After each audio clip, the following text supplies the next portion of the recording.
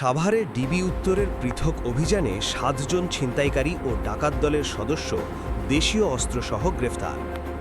বিশেষ অভিযানে ঢাকা জেলার ডিবি উত্তরের পৃথক অভিযানে ৭ জন পেশাদার ছিনতাইকারী ও ডাকাত দলের সদস্যকে গ্রেফতার করা হয়েছে। এই সময় তাদের হেফাজত থেকে দেশীয় ধারালো অস্ত্র, চাপাতি, সুইচ গিয়ার, ছোঁড়া ও লোহার পাইপ উদ্ধার করা হয়।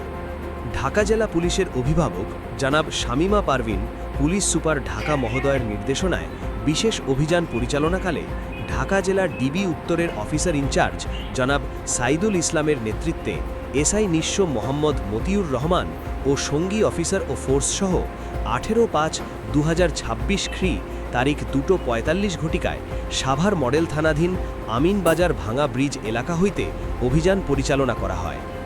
গ্রেফতারকৃত আসামিরা হলেন মোহাম্মদ রমজান আলী 21, মোহাম্মদ আল আমিন 30, মোহাম্মদ হাসান আলী 22, মোহাম্মদ সম্রাট 23, মোহাম্মদ ইয়াসিন মিয়া 27, মোহাম্মদ মাহিন শেখ 20, সাইফুল ওরফে ডন সাব্বির 25।